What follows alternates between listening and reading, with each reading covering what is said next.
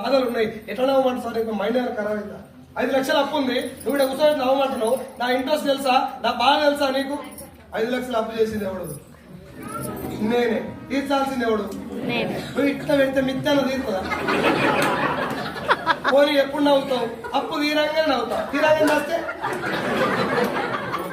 మనం మోహంగా మన దోస్తులు చేసే మొట్టమొదటి పని ఏంది? పోయినా తెలవంగానే మొట్టమొదటి మన దోస్తులు చేసే పని ఏంది? ఫోటో తీయాలి. ఫోటో నవ్వేది తీస్తారా ఏడ్చేదా? ఆ నవ్వేది దోలాడుతారు. అరే వెంకటిగాడు పోయిండు, ఫోటో చేయాలి, నీ దాంట్లో మంచి ఫోటో ఉంటు పంపి అంటారు. నా దాంట్లో ఉంది కానీ ఇట్లా ఎత్తిండ్రాడు, నీ దాంట్లో నవ్విరాడా? నా దాంట్లో నవ్వలేదు. ఆ మల్లిగా దాంట్లో నవ్విలేవు చూడు. ఆ దాంట్లో ఈ దాంట్లో నవ్వాలంటే బతుకున్నప్పుడు నీ దాంట్లో నవ్వాలి. Yes or no? అట్లీస్ట్ భార్య పిల్లలు సంతోషంగా ఉండాలన్నా కూడా కుటుంబం పెద్దను చూసే ఉంటాం. మీ నాయన సంతోషంగా ఉంటే నువ్వు డబల్ సంతోషంగా ఉంటావు. మీ నాయన పికర్ తోటి ఉంటే నీకు నవ్వు రాదు. Yes or no? కాబట్టి కుటుంబం యొక్క ఆరోగ్యం కూడా నేను నవ్వు మీద ఆధారపడు. అప్పులు ఉన్నాయనుకో, భార్య కూడా చెప్తాను భర్తకు ఒకసారి, ఏ అప్పులే కదా చేసుకున్నాం, నువ్వు టెన్షన్ పడు, పని చేద్దాం, నేను కూడా చేస్తా, నువ్వు కూడా చెయ్యి, ఊక పికర్ చేయకు. ఆ బాధ ఏంటంటే నువ్వు పికర్ చేస్తే భయపడతావు. మనమేమో బయట ఉన్న రోగాలన్నీ నెత్తి వేసుకొని వాళ్ళ ఫోన్లో పెట్టలేదు పెట్ట దేవుడా తీసుకపో. Be always happy, be always happy. ఏం రాలే, పరివర్తన వచ్చిన భూమి పోతే కూడా మొంతాడు కట్ చేసి పెడతారు గుంతల. నువ్వు ఎన్ని కోట్లు సంపాదించినా ఆడికే లగేజ్ తీసుకుపోయి కదా. Yes or no? దానికి ఎందుకు మంచిగా ఊరికే డబ్బులు వస్తుంది. ఈ బిజినెస్ నీకు ఇంట్రెస్ట్ ఉంటే చేయి, లేకపోతే ఓ మీటింగ్కి వచ్చినావు, నేను ఎవరో నీకు తెలియదు, నువ్వు ఎవరో నాకు తెలియదు. ఇంటికి పోగానే ఏడికి పోయినా వేయాలని అడుగుతున్నావు. ఎవరో ఇంటి వాళ్ళు ఓ మీటింగ్ పోయినా నా జీవితాల్లో ఎప్పుడు నవ్వుకున్నట్టు నవ్వుకుని వచ్చి చెప్పు అయిపోయి వాళ్ళు కూడా నవ్వుతారు నీ ముఖం చూడగానే. రోజు పొద్దుగా దొడికి సాపలు అది రాదేగా, నువ్వు ఎంత ప్రయత్నం చేసినా రా. మళ్ళా పార్కులకు పోయి కదేం నవ్వు, ఒరిజినల్ నేమో రాకపోయా, డూప్లికేట్ నవ్వు ఏం రావు. Be always happy and keep smile. రెడీయా? Are you ready? సిగ్నేచర్ మర్చిపోయి, are you ready? Direct selling అనేటటువంటి కాన్సెప్ట్ గురించి ఒక 15 మినిట్స్ మాట్లాడతాను చెప్పిన, ఆ 15 నిమిషాలు నాకు టైం. 1920లో మొదలైనటువంటి కాన్సెప్ట్ పేరు డైరెక్ట్ సెల్లింగ్. మన భారతదేశంలోకి ఇది ఎంటర్ అయింది 1996. 1996లో ఇది రావటమే ఎక్కువ మంది జనాల్లోకి ఎలా వెళ్ళిందంటే డబ్బులు సంపాదిస్తేందుకు ఒక మార్గం అంతటి వెళ్ళింది తప్ప ఏం చేస్తే పైసలు వస్తున్నాయి అది మాట్లాడలే ఎక్కువ మంది. అసలు ఇండస్ట్రీలో మనం ఎందుకు జాయిన్ అవ్వాలా, దీనివల్ల సమాజానికి జరిగే మంచి ఏంటిది అది మాట్లాడలే. ఇప్పుడు మీరు చెప్పండి, డాక్టర్ 2 గంటలు ఆపరేషన్ చేసి 4 లక్షల రూపాయలు సంపాదించాడు.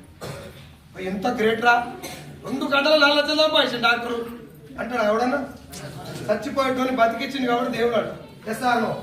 పనికి విలువిచ్చిరా, పైసలకు విలువిచ్చిరా? ఇక్కడ కూడా డైరెక్ట్ సెల్లింగ్ మనం ఎందుకు రావాలి, ఇన్ని పైసలు ఎక్కువ పాడైతున్నాయి, ఏం చేస్తే ఆ డబ్బు వస్తుంది, ఆ చేసే పని గొప్పదైతే డెఫినెట్ గా వెస్టీజ్ గొప్పది. అవునా కదా? ఇప్పుడు 1996లో ఏం జరిగిందంటే పైసలు చెప్పారు జనాలకు, నేను జాయిన్ అయినా నాకు ఇంత పడదు, నువ్వు కూడా నాకు ఇంత, నువ్వు జాయిన్ గా నీకు ఇది ఇద్దరు, నువ్వు మునుగు ఓ ఇద్దరు ముంచు. 1996 నుంచి 2013 దాకా ఇవే జరిగినాయి ఎక్కువ. అలా జాయిన్ అయిన వాళ్ళు కూడా చాలా మంది ఉన్నారు. ఎందుకు కట్టాలో అర్థం కాక కూడా కట్టారు కొంతమంది. ఆడు కట్టిన ఈడు, ఇడు కట్టినారు ఆడు, అందరు పోగానే ఇక్కడ కూర్చో, ఏమైందిరా నా ఇక్కడ పోయింది, అందరు పొద్దున సిస్టెంట్ కింద కూర్చొని తలా 90 వేసి మర్చిపోయి. డైరెక్ట్ సెల్లింగ్ ఒరిజినల్ కాన్సెప్ట్ ఏంటి అంటే సారే 2 సార్లు వేసింది, ఎవరు తెలుసు. ఈడ కూర్చున్నకే కాదు సార్, ఆంధ్ర తెలంగాణలో 5 లక్షల మంది అడిగిన ఇదే క్వశ్చన్ డైరెక్ట్ గా, ఈ యూట్యూబ్లలో కాదు, డైరెక్ట్ గా అడిగిన డైరెక్ట్ సెల్లింగ్ అంటే ఏంటిది. 98% జనాలు తెలియదు సార్ అంట. మళ్ళీ ఇదే జనాలు బయటకు పోయి నేను వీళ్ళ ఇంటికి వచ్చి డైరెక్ట్ సెల్లింగ్ గురించి చెప్తే ఇన్ని చూసినా ఎట్లాంటి అంటూ ఈ మిస్కమ్యూనికేషన్ అర్థమవుతుందా? తెలివందే జనాలు మస్తుగా చూసినాం అని చెప్పి ఇంటికాడ కూర్చుంటారు. ఇప్పుడు తెలియకపోవడం వల్ల 2 నష్టాలు. నెంబర్ 1, ఎవడన్నా వచ్చి నాకు లక్ష వస్తుంది నెలకు అంటే పుస్తకంలో జాయిన్ అవుతావు, అది ముంచేదైతే నువ్వు కూడా మునుగుతావు. Yes or no? లేదు, నీ క్లారిటీ లేకపోవడం వల్ల ఇంకోటి వచ్చి ఇగో ఇట్లా లక్ష వస్తా అని చెప్పాడు, ఏమన్నీ ఫేక్ అని చెప్పి అలా కొట్టినావు తెలుసుకోకుండా. ఆడ కూడా ఒక మంచి అవకాశం కోల్పోయారు. ఈ రెండు నష్టాలు జరిగేది దేనివల్ల? ఈ బిజినెస్ ఏందో నీకు తెలియకపోవడం వల్ల. ఎస్ఆర్ అది దాదాపు 2016 నుంచి 1996 నుంచి 2013 వరకు జరిగింది. 2013 వరకు మోసాల మీద మోసాలు స్కామ్ జరగడం వల్ల government of India consumer affair ministry ఆధ్వర్యంలో వేసిన కమిటీ ద్వారా ఈ ఇండస్ట్రీ ఏంటిది, ఒరిజినల్ డైరెక్ట్ సెల్లింగ్ ఏంటిది, జనాలు మోసపోయేది chain system, money circulation scheme, ఇది కాకుండా సరే మీకు అంతకన్నా ముందు ఒక చిన్న క్వశ్చన్ అడుగుతా, దానికి ముందు ఎంత మీకు అర్థమైంది. ఫేక్ కంపెనీలు ఉన్నాయా లేవా? సౌండ్ రాలే గట్టిగా. ఫేక్ అనేది ఎప్పుడు తయారైతుంది? ఒరిజినల్ చూసి ఫేక్ తయారైతుందా? ఫేక్ దానంతనే వస్తుందా? 500 నోట్ ఫేక్ నోట్ వస్తుందా? 600 నోట్ కూడా వస్తుందా? ఇప్పుడు ఈ మేడం నేను ఇద్దరం దొంగ నోటు ముద్దిద్దామని ఫిక్స్ అయ్యాను. మా సిస్టర్ నేను ఇద్దరం కలిసి ఓ మిషన్ కొన్నాం. జర సాటుకు ఓ రూమ్ రెంట్కి తీసుకున్నాం. ఏడ పైన ఆఫీస్ లెక్క మొదలు పెట్టినాం దొంగ నోట్ల ప్రింటింగ్. 500 నోట్లు ఫస్ట్ ప్రింట్ చేసినాం. ఈమె తీసుకుపోయి బ్యాగ్లే లేడీస్ కాబట్టి జర సింపతి ఉంటుంది కదా, తీసుకుపోయి వేసి వచ్చి కలిసినాయి. నెల 2 నెలలు టైం పడుతుంది 500 నోటు దొరికించుకుంటారు. ఎస్ఆర్ నో 600 నోటు కూడా దొంగ నోటు చేద్దామని ప్రింట్ తీసుకున్నాను నేను. ముందు నన్ను ఉతుకుతుంది ఓసిడీకి ఏ రోగం పుట్టిందిరా, 600 ఎక్కడిదిరా అంటే ఒరిజినల్ లేకపోతే డూప్లికేట్ వచ్చే అవకాశం లేదు. ఇది ఎట్లా మర్చిపోతారో జనాలకు ఇప్పటికి అర్థం కాదు. డైరెక్ట్ సెల్లింగ్ లో ఫేక్ కంపెనీలు ఉన్నాయి అంటే డైరెక్ట్ సెల్లింగ్ ఒరిజినల్ కాన్సెప్ట్ ఏదో ఉన్నట్టే కదా. ఆ ఒరిజినల్ కాన్సెప్ట్ జనాలు చెప్పలే, వీళ్ళు కూడా అడగలే. వీళ్ళు ఏం చూసిరు, నీకు ఎంత పడ్డాయి, నాకు ఇంత పడ్డాయి, నన్ను కూడా వేసుకో. ఒకవేళ నేను కట్టినా మోసపోయినా అంటే అవన్నీ ఫేక్. ఈ రెండే జరిగినాయి అప్పటి నుంచి ఇప్పటిదాకా. 2013 లో గవర్నమెంట్ ఆఫ్ ఇండియా ఈ స్కామ్స్ స్కీమ్స్ అన్నిటి బంద్ చేసింది. పైసలు కట్టేదాన్ని, అవసరం లేని కిట్లు అంట కట్టేదాన్ని, ఈ సీరియల్ జాకెట్లు అంట కట్టేదాన్ని, సూట్లు అమ్మేదాన్ని కంప్లీట్ గా బ్యాన్ చేసింది గవర్నమెంట్ ఆఫ్ ఇండియా. పైసల గురించి డైరెక్ట్ సెల్లింగ్ కాదు, డైరెక్ట్ సెల్లింగ్ కాన్సెప్ట్ వేరు అని చెప్పి 120 దేశాల్లో పక్కడబందీ చట్టాలు ఉన్నటువంటి డైరెక్ట్ సెల్లింగ్ ఇండస్ట్రీని గవర్నమెంట్ ఆఫ్ ఇండియా తరఫు నుంచి వీళ్ళందరూ పరిశీలించి ఒరిజినల్ ఇండస్ట్రీ ఎలా ఉంటుంది, డైరెక్ట్ సెల్లింగ్ ఒరిజినల్ కాన్సెప్ట్ లో మోసపోయే ఛాన్సులు చేస్తారు చేయరు కాదు, మోసపోయే అవకాశమే లేదు. అలాంటి ఇండస్ట్రీ మనం జనాలకు చెప్పలేదు కాబట్టి వీళ్ళు మోసపోతున్నారు. అప్పుడు ఇండియాకి వచ్చిన తర్వాత సెప్టెంబర్ 9వ తారీఖు 2016, నేను మీ డేట్ కూడా చెప్తున్నా, నోట్ చేసుకొని క్రాస్ చెక్ చేసుకుంటూ చెక్ తీసుకున్నాను. 2016 సెప్టెంబర్ 9వ తారీఖు రోజున government of India direct selling ఇండస్ట్రీకి 13 పేజీల గైడ్ లైన్స్ చూడడం జరిగింది.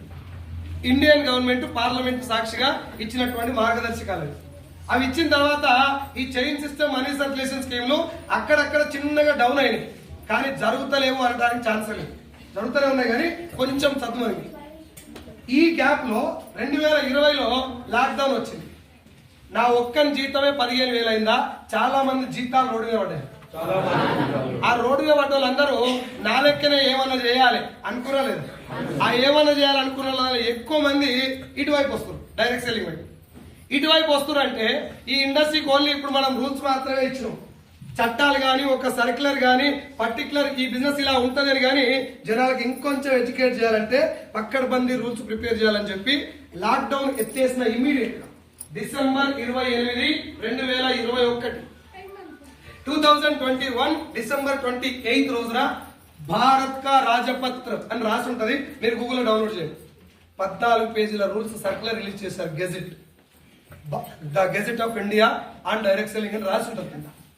మళ్ళీ ఆ గెజెట్ లో ఒక లైన్, ఈ లైన్ మిస్యూజ్ చేసే అవకాశం ఉందని చెప్పి ఆ లైన్ మళ్ళీ రివైజ్ చేసి ఇంకొంచెం పక్కడబందీ రూల్ పెట్టారు. రీసెంట్ గా 2023 జూన్ 20 పెట్టారు. ఇది ఇండియన్ గవర్నమెంట్ ఇచ్చినటువంటి గైడ్ లైన్స్, చట్టాలు, సర్క్యులర్స్. మన తెలంగాణ గవర్నమెంట్ 2018లో డైరెక్ట్ సెల్లింగ్ ఇండస్ట్రీకి గైడ్ లైన్స్ ఇవ్వడం జరిగింది. మొన్న సెప్టెంబర్ 13 తారీఖు Jayesh Ranjan IAS, PC Chauhan IPS, నేను వార్డు మెంబర్ల గురించి చెప్తానండి. I'm talking about IAS and IPS. వీళ్ళ కోడిగుడ్డు మీద ఎన్నికల వ్యక్తుల గురించి ఎక్కువ ఆలోచించకండి. ఒక ఐఏఎస్ ఆఫీసర్, ఒక ఐపీఎస్ ఆఫీసర్ పంపించి ఈ బిజినెస్ పేరు మీద డైరెక్ట్ సెల్లింగ్ కాన్క్లేవ్ అని చెప్పి ఒక మీటింగ్ అరేంజ్ చేసింది government of Telangana. Meeting arrange చేయడానికి ఆ ఉద్దేశం ఏంటంటే డైరెక్ట్ సెల్లింగ్ ఇండస్ట్రీకి భవిష్యత్తు ఉన్నది, ఫ్యూచర్ లో ఇది చాలా మంచి ఇండస్ట్రీ కాబోతుంది, దీనివల్ల చాలా మందికి ఉపాధి దొరుకుతుంది. సొంతంగా తన కాళ్ళ మీద నిలబడాలనుకున్నటువంటి హౌస్ వైఫ్ కానీ, జాబ్ చేసుకుంటూ ఎక్స్ట్రా ఇన్కమ్ కోసం పనిచేస్తున్న కానీ, ఉద్యోగాల కోసం ప్రయత్నం చేస్తున్నటువంటి స్టూడెంట్స్ కానీ, వీళ్ళందరికీ ఇది ఒక మంచి ఇన్కమ్ సోర్స్ అవుతుంది. నేను భూమి మీద లేకపోయినా నా ఫ్యామిలీకి ఇన్కమ్ ఎవ్రీ మంత్ జనరేట్ అవ్వాలనుకున్న వాళ్ళందరికీ ఇది ఒక మంచి అవకాశం.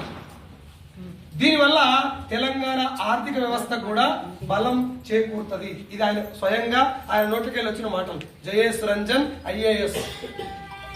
అయితే ఇంత బాగున్న ఇండస్ట్రీకి తెలంగాణ గవర్నమెంట్ తరఫు నుంచి కూడా మేము సపోర్ట్ చేస్తాం. We are all with you. మీరందరూ కూడా గట్టిగా ఈ బిజినెస్ మీద అవేర్నెస్ కలిగించండి. నువ్వు లక్ష సంపాదించుకో, కార్లు కొనుక్కో అని చెప్పలేదు. ఈ బిజినెస్ మీద అవగాహన కలిగి ఉండండి. మీరు కూడా అవగాహన కల్పించండి. Don't join the people, don't run behind them. వాళ్ళ వెనకాంగురికి ఆధార్ కార్డు వసూలు చేసుకోకండి. వాళ్ళకి ఈ బిజినెస్ మీద అవగాహన కల్పించండి. ఎట్ ద సేమ్ టైం దీని పేరు చెప్పుకొని బయట మోసాలు చేసే ఇండస్ట్రీ చాలా పెద్దగా వెళ్తుంది. అది తాస్వా వెళ్ళినట్టు వెళ్తుంది జనాలు. జనాలకి ఏంటంటే గొర్రె కషాయాన్ని నమ్మినట్టు ముంచె కంపెనీలు ఎమ్మడే ఎక్కుతారు. మోసం చేస్తాం తప్ప పదే మోసపోతాం తప్ప మోసపోతుంది. క్లియర్ కట్ గా ఆయన చెప్పిన విషయం ఏంటంటే IAS IPS ఇద్దరు కలిసి chain system money circulation scheme is against to the law. పైసలు కట్టించేదానికి జాగ్రత్తగా ఉండండి, అటువైపు వెళ్ళకండి. ఆ మీటింగ్ కూడా ఈ పైసలు కట్టి కంపెనీలు కూడా రాదు, డైరెక్ట్ సెల్లింగ్ ఒరిజినల్ కంపెనీలో పోయినాడు. అయితే ఈ చైన్ సిస్టమ్ గురించి మీకు ఏమైనా ఇన్ఫర్మేషన్ దొరికితే మాకు చెప్పండి. నేను చెప్పింది గవర్నమెంట్స్ అన్ని చాలా క్లారిటీగా అటువైపు నుంచి దే ఆర్ క్లియర్. ఈ ఇండస్ట్రీ చాలా బాగుంది, మీరు చేసుకోండి అని వాళ్ళు చెప్తే ఈ ఊళ్ళో జెండా కాడ కూర్చున్నాడు. ఏం మాస్గా చెప్తారు అట్లా? ఫేక్ అవన్నీ. సరే ఫేకే, ఎందుకు ఫేకో చెప్పు, నేను ఇప్పుడే పని చేస్తాను. తెలియదు కానీ ఫేక్. అది ఫేక్ కాదు, నువ్వు బోకు. తెలియక ముందు ఫేక్ అంటే ఎవరినో అట్లా మనమాట అందుకే కదా సార్ గవర్నమెంట్ చేసిన గైడ్ లైన్స్ డేట్ కూడా చెప్పినాడు. మీకు డౌన్లోడ్ చేసుకొని చదవండి. ఇంగ్లీష్ లో, హిందీలో ఉంటుంది, తెలుగులో ట్రాన్స్లేట్ చేసే యాప్లు చాలా ఉన్నాయి. ట్రాన్స్లేట్ చేసి చదువుకోండి. అల్లే ఏమైనా రాంగ్ ఉంటుంది అని క్వశ్చన్ చేయండి. డైరెక్ట్ సెల్లింగ్ ఇండస్ట్రీ ఫేక్ అని మళ్ళీ గుర్తు చేస్తున్నా. ఫ్యూచర్ లో ఏ రోజు కూడా ఇది మంచిదా కాదా అనే క్వశ్చనే రాకూడదు.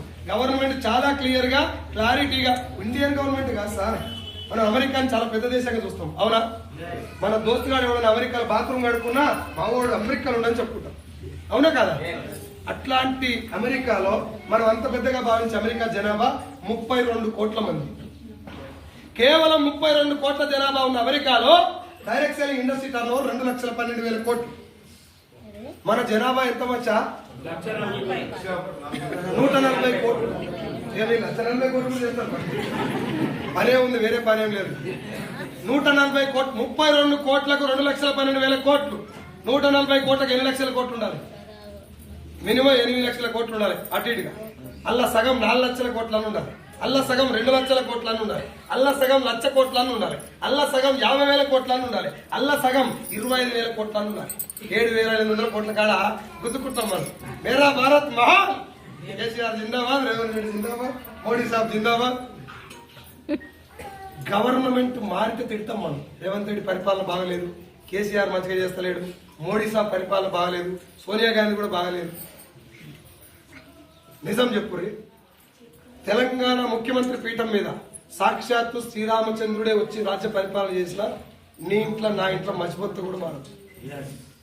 నీ ఇల్లు మారాలన్నా, నీ లైఫ్ మారాలన్నా నువ్వు మారాలి, నేను మారాలి. SR no? గవర్నమెంట్ మారితే వస్తుంది సార్. వాళ్ళ సాయ శక్తిలో చేస్తున్నారు. చెట్టోళ్ళు మంచి వాళ్ళు అందరూ పక్కకెట్టు, ఎవరి శక్తి దించి వాళ్ళు చేస్తున్నారు. ఏం చేద్దామన్నా సోషల్ మీడియా ఉంది కాబట్టి ఒళ్ళు దగ్గర పెట్టుకొని పని చేస్తున్నారు అందరూ. ఎందుకన్నా కానీ ఎస్ఆర్ నో? మనకెందుకు మచ్చా? కేసీఆర్ ఓడిపోయినా గెలిచినా ఆడ దాకా పోయిందంటే గ్రేట్. రేవంత్ రెడ్డి ఓడిపోయినా గెలిచినా ఆ పొజిషన్ దాకా పోయిందంటే గ్రేట్. నువ్వు నేను వార్డు మెంబర్ కూడా పోటీ చేయకపోతే, నేను పోటీ చేస్తే మా అమ్మ కూడా ఓటు చేస్తా. ఓసీడీకే ముందు పోయిన నెల కరెంట్ బిల్ కట్టు, తర్వాత మనకి ఎందుకు వచ్చాను. నేను ఎందుకు ఈ పాయింట్ ఎందుకు చెప్తున్నా అంటే, అనవసరమైనటువంటి విషయాల గురించి గంట చర్చించే బదులు నా లైఫ్ నేను ఏమైనా చేసుకోగలుగుతున్నా. కేసీఆర్ సార్ లెక్క ముఖ్యమంత్రి కాలేను, అనుకున్నామంటే IAS కాలేను, చదువుకుందామంటే చదువు రాకపోయా.